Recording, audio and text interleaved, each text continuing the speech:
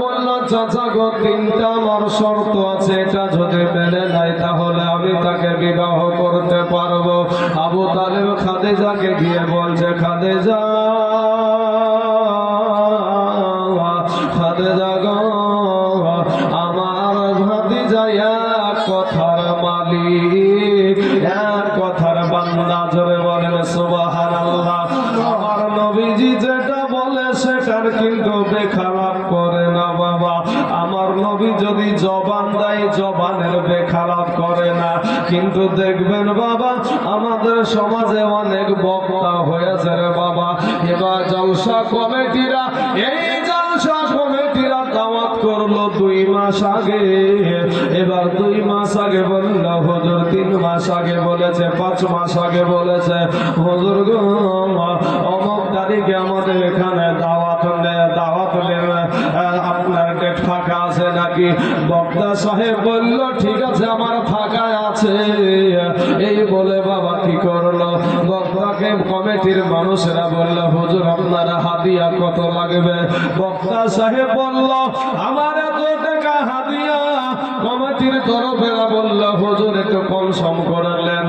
একটা বাবা মিটছুট হয়ে গেলে আপনার ডায়েরিতে লেখায় নিল।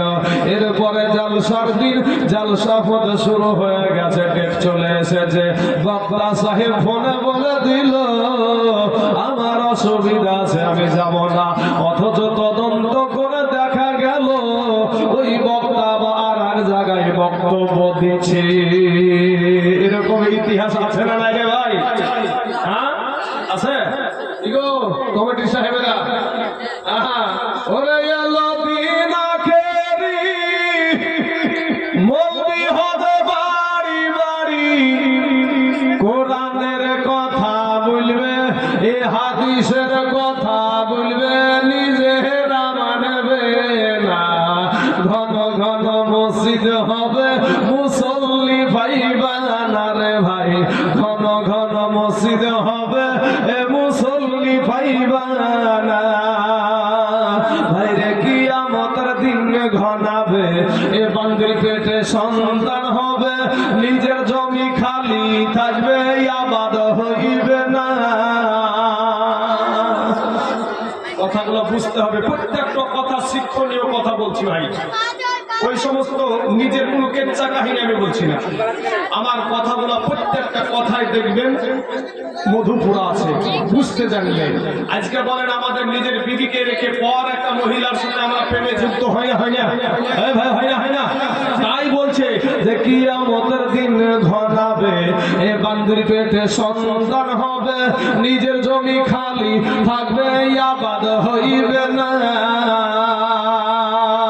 কিছু পীরে টিপে মুরিদের পা, জগৎবাসী শুই না যা, লোভে ভক্তি কম্বকেরা দুজকে ঠিকানা। ঘন ঘন মসজিদ হবে, কিয়ামতের নিশানা গো। ঘন ঘন মসজিদ হবে, কিয়ামতের নিশানা। ওরে ভাই রাখবে না ভাইয়ের মান, অথচ একই বাপের 2 সন্তান, ঠিক না? ঠিক। ওরে ভাই রাখবে না ভাইয়ের মান, অথচ একই বাপের 2 সন্তান। এক ভাই আর এক ভাইয়ের দিকে ফিরা চাইবে না। দেশে আইবার কত ইটা যাবে, ভণ্ডরা ক্ষমতা পাবে। দেশে আইবার কত ইটা যাবে, মস্তানেরা ক্ষমতা পাবে। ওরে রাস্তাঘাটে বুরকা খুলে করিতে থাকিবে যে না।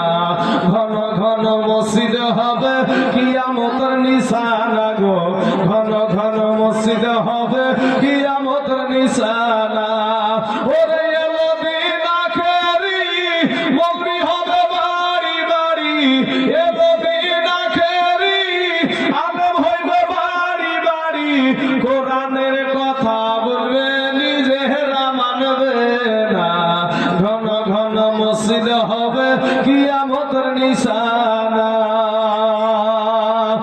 এক জায়গাতে দাওয়াত নেওয়ার পরে আর এক জায়গাতে গিয়ে এখানে একটু হয়তো এর চাইতে একটু বেশি টাকা অন্য জায়গায় পেয়েছে, মৌলভী সাহেব ওখানে টান দিয়ে দিয়েছে। এরকম মৌলবি আমাদের সমাজে আছে না নাই গো চাচা? কিন্তু আমার নবীজি এক কথার মালিক। আবু তালিবকে বলছে, আবু তালিব বলছে খাদিজা আমার ভাতিজা কিন্তু এক কথার মালিক, ওই এক কথা, অন্য কথা তোমার কিচ্ছু চলবে না, উনি যেটা বলবে সেটাই কিন্তু করবে।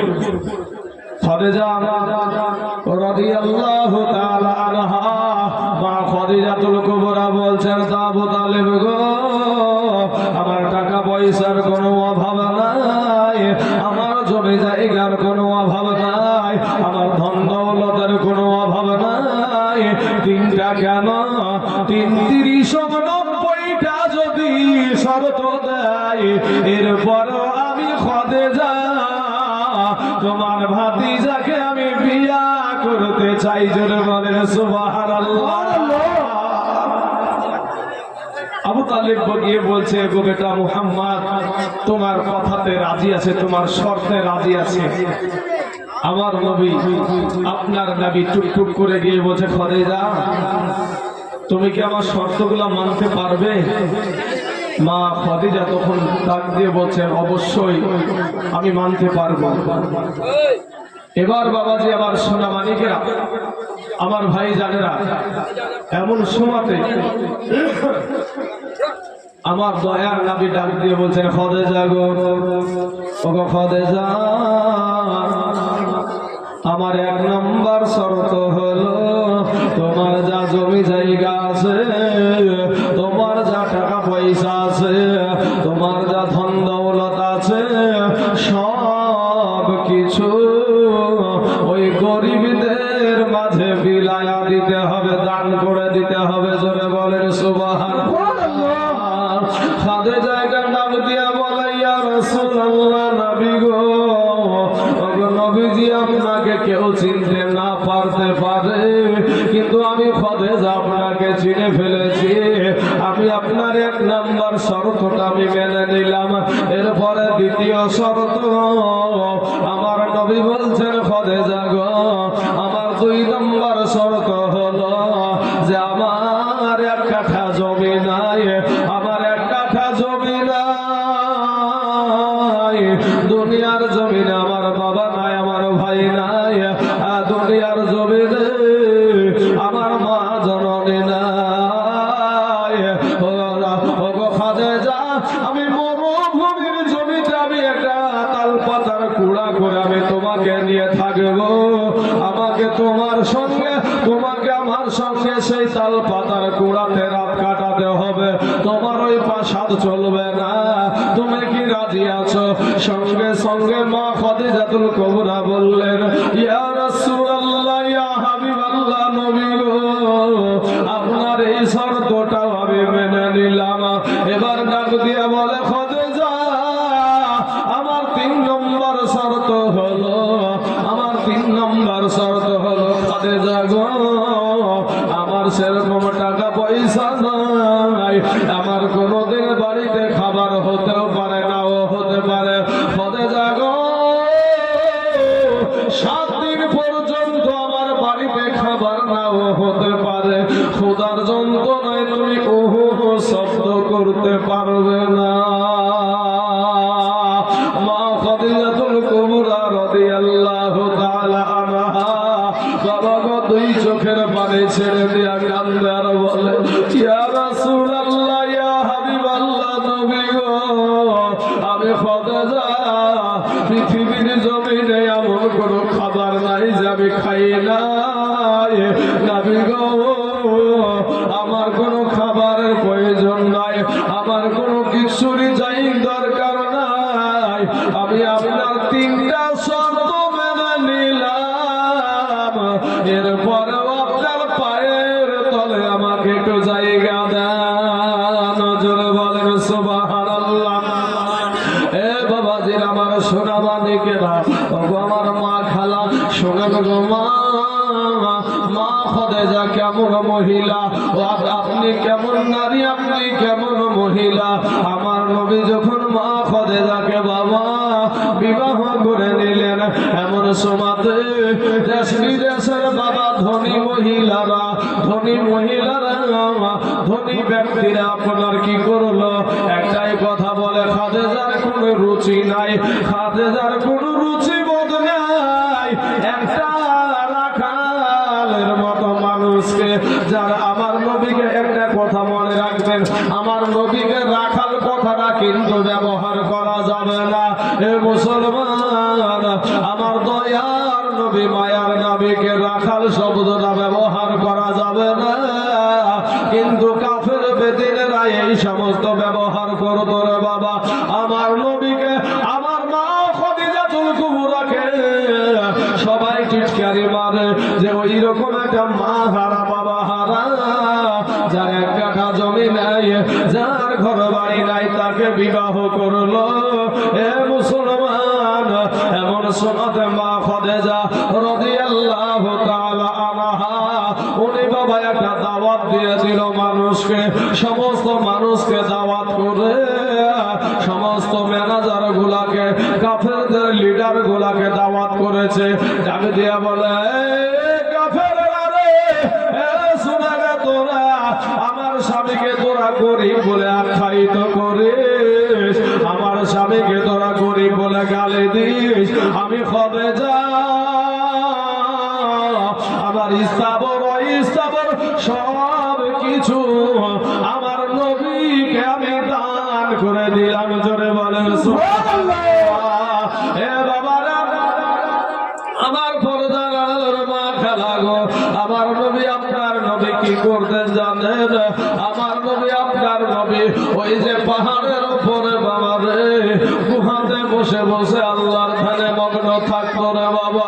একদিনও বাড়িতে আসে না, 2 দিনও বাড়িতে আসে না, 3 দিনও বাড়িতে আসে না। মুসলমান গো, আমার মা জননীরা শোনেন গো মা, আমার নবী যখন বাইরে থেকে বাড়িতে আসতেন, দরজা থেকে যদি খাদিজা বলে ডাক দিত, কোন দিনের তরে একটা ডাকের বেশি 2টা ডাক লাগে না। এই জন্য বলেন সুবহানাল্লাহ। আমার নবী বলে, খাদিজা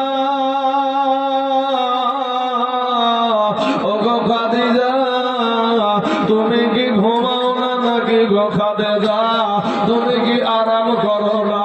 আমার নবীর বেবি মা খাদিজাতুল কুবরা ডাক দিয়া বলছেন, ইয়া রাসূলুল্লাহ, ইয়া হাবিবাল্লাহ, নবী গো, দুনিয়ার জমিনে আপনার মা নাই, আপনার বাবা নাই, আজকে যদি আপনার মা দুনিয়ার জমিনে থাকতো গো নবী, নবী গো, সব সময় আপনার মা আপনার পথের দিকে চাইয়া থাকতো। কখন জানি আমার মুহাম্মদ বাড়ি ফিরে, কখন জানি আমার কলেজার টুকরা নয়নের পর আমার সন্তান বাড়ি ফিরে। আপনার তো মা নাই, আপনার তো বাবা নাই গো নবী। আমি খাদিজা আপনার পাশে আছি, আপনি কোনো টেনশন করিয়েন না, আপনি কোনো চিন্তা করিয়েন না। একদিন বাবা আমার নবী আল্লাহর ধ্যানে বাবা গুহাতে গিয়ে বাবা, একদিন হয়, 2 দিন হয়, 3 দিন হয়, মা খাদিজা অনেক হাজী সাহেবেরা এখানে অবস্থিত আছে বাবা গো, কালকেও ছিল আজও আছে রে বাবা। ওনাদেরকে জিজ্ঞাসা করবেন, ওই গুহাতে ভালো ভালো পুরুষেরা বাবা অত উঁচাতে উঠতে পারে না রে বাবা, অত উঁচাতে সাহস করে উঠতে পারে না। আর খাদিজা একটা বাপ, এখন তো সরকার উঠার মতন একটা ব্যবস্থা করেছে, সিঁড়ি করে দিয়েছে।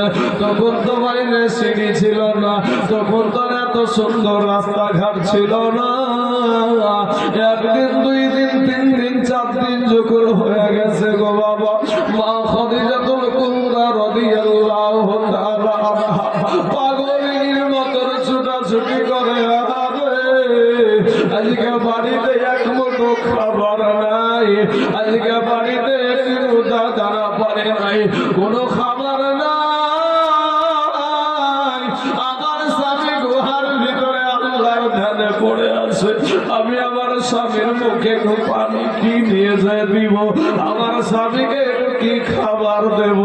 এ বাবা স্বামীকে কত ভালোবাসে গো, ও মা জননীরা শোনেন গো। এমন সময় মা খাদিজাতুল কুবরা রাদিয়াল্লাহু তাআলা আনহা বলে একটা জঙ্গলার ভিতরে ঢুকেছে, জঙ্গলার ভিতরে একটা সুন্দর ফল আপনার পেয়ে ওই ফলটাকে পেড়ে নিয়ে টুক টুক টুক টুক করে বাবা চলে যাচ্ছে একেবারে ওই পাহাড়ের উঁচাতে, ওই গুহাতে যাইয়া আমার নবীর জন্য বাবা ফলটা নিয়ে গেছে, কিন্তু নিজের পেটে খাবার নাই। মা খাদিজাতুল কুবরার পেটে কোনো খাবার নাই গো। আমার নবী দেখছে মা খাদিজার হাত খানা, ওই ফল উঠাতে গিয়ে আপনার হাত কেটে গেছে, কিন্তু এত নবীর পাগল, এত নবীকে ভালোবাসত গো, এমন ভাবে রক্ত বের হয়, নবীর প্রেমে রক্ত শরীর দিয়া বের হয়, কিন্তু মা খাদিজা টের পাই না। জোরে বলেন সুবহানাল্লাহ। আমার নবীজির ছোট বিবির নাম হলো হযরত মা আয়েশা সিদ্দিকা রাদিয়াল্লাহু তাআলা আনহা। উনি বলছেন যে ইউসুফ নবীকে দেখে, ইউসুফ নবীকে দেখে বাবা 40 জন নারী আপনার কি করেছিল, ইউসুফ নবীর চেহারা দেখে মা জুলাইখা করেছিল কি আপনার একটা করে হাতে আপেল দিয়েছিল রে বাবা, আর একটা করে ছুরি দিয়েছিল, চাকু দিয়েছিল, আর বলেছিল তোমরা ইউসুফকে দেখবা আর এই আপেলটা তোমরা কাটবা। আপেল কাটা তো দূরের কথা রে বাবা, ইউসুফ নবীর চেহারার ঝলকে এক নজর দেখে তারা বাবা ওই আপেল কেটে হাত কেটে ফেলেছিল, টের পেয়েছিল না। মা আয়েশা বলে ওই 40 জন নারী যদি আমার নূর নবীকে দেখতো গো, আমার মায়ার নবীকে যদি দেখতো, তারা কলেজা কেটে ফেলতো, তারপরও তারা টের পেত না। জোরে বলেন সুবহানাল্লাহ। এ মুসলমান, আমার নবী বলেন খাদিজা গো, তোমার শরীরে কেন রক্ত বের হয়? মা খাদিজা বলে ইয়া রাসূলুল্লাহ, কখন জানি আমার শরীরে ক্ষত হয়ে গেছে, আমি টের পাই নাই, আমি টের পাই নাই। ওইখান থেকে বাবা ওই গুহাতে থাকতে থাকতে যখন আমার আল্লাহ অর্ডার হয়ে গেল, এবার হাবিব গো তুমি কালেমার দাওয়াত দাও, ইসলামের দাওয়াত দাও। কালেমার দাওয়াত দিতে যখন শুরু করলো, সর্বপ্রথম আমার মা খাদিজা রাদিয়াল্লাহু তাআলা আনহা ওনার কাছে যে আমার নবী কি বলছেন, ওগো খাদিজা, আমার আল্লাহ তোমাকে ইসলামের দাওয়াত দিতে বলেছে, কালেমার দাওয়াত দিতে বলেছে, আমার কালেমার দাওয়াত কে গ্রহণ করবে গো? মা খাদিজাতুল কুবরা বলে ইয়া রাসূলুল্লাহ, ইয়া হাবিবাল্লাহ, নবী গো, ওগো নবীজি, পৃথিবীর মধ্যে যে কেউ কালেমা পড়ুক না পড়ুক, আমাকে এখনই আপনি কালেমা পড়ে মুসলমান বানায়া নেন। সর্বপ্রথম বাবাজি মা খাদিজাতুল কুবরা কালেমা পড়ে মুসলমান হয়ে গিয়েছিলেন।